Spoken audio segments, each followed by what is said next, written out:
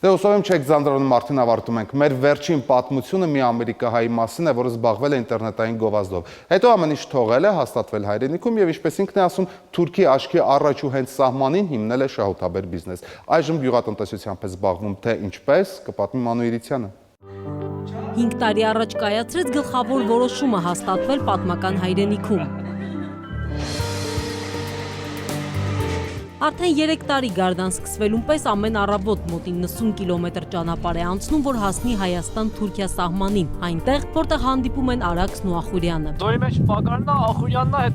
հետ մեկը Թուրքիա։ Նպատակը հենց Հայաստանի ու Թուրքիայի սահմանին հողակտոր գնելն էր։ Միացյալ Նահանգներում տնտեսագետ Պետրոն ընտրել էր ամենաեկամտաբեր մասնագիտությունը ինտերնետային գովազդ։ 10 տարի Հայաստան-Լոս Անջելես ճանապարհներից հոգնելուց հետո որոշեց վաճառել ընկերությունը ու գալ Հայաստան։ Մի օր հասկացավ, պետք է ոչ միայն պահանջել ճանաչում, այլ բնակեցնել ու զարգացնել սահմանամերձ տարածքները։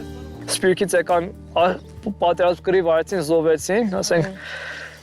Հիմա էսի ավելի հեշտ գործ է, ես չենք գալիս զոհվենք, ասենք ներդրում ենք անում, բիզնես ենք անում։ Տնտեսագետի համար գյուղատնտեսությամբ զբաղվելն իսկական ռոմանտիկա էր, սովորեց էտել, մաքրել մոլախոտերը։ 3 տարի անց վերջապես տեսավ առաջին պտուղները։ Կարծում եի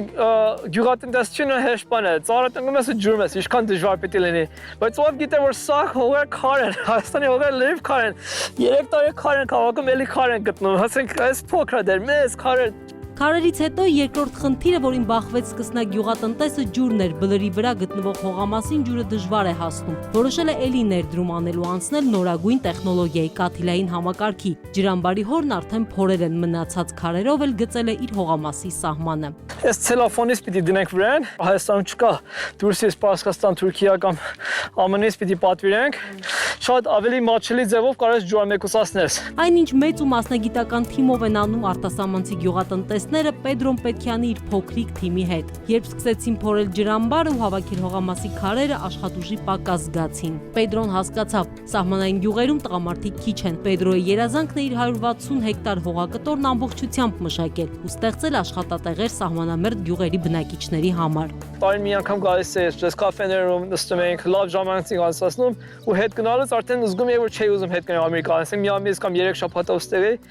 վատ էի զգում հետ գնալուց։ Ամեն անգամ գնալուց ասում եմ ինչու եմ հետ գնում։ Եթե կարող եմ մի ձևանալ որ Հայաստանում մնամ, ինչու չմնամ։ Քանի դեռ բերք ու եկամուտ չկա, Պետրոն եկամուտի նոր աղբյուր ու զբաղմունք է գտել, հավաբունն արդեն գրեթե պատրաստ է։ Որոշել է հավի միս ու ձու մատակարարել, զարմանում է թե ինչու է հայկական շուկայի 80%-ը ներկրված հավի միս։ Աֆերիստական գործ է թվում։ Ատում եմ որ ժողովուրդ կասեն Հայաստանում ուզեն ներմուծել մի բան որ կարես Հայաստանում արտադրես։ Նույնիսկ հիմա, երբ 5 տարի շարունակ միայն ներդրումներ է անում, չի ստանում եկամուտ, վստահ է ճիշտ որոշում է կայացրել։ Շատերը կարծում են, որ սահմանային քարոտ հողերը բերքատու այգու վերածելը շատ նման է Դոն Կիխոտի հողմաղացների դեմ պայքարին, բայց Պետրո Զարուկյանը հասկացել է հողի հետ աշխատանքը ստեղծագործություն է, որը վաղ թե ուշ գնահատվելու է։ Մանու Իրիցյան, Ալբերտ Գալստյան, Բանաձև։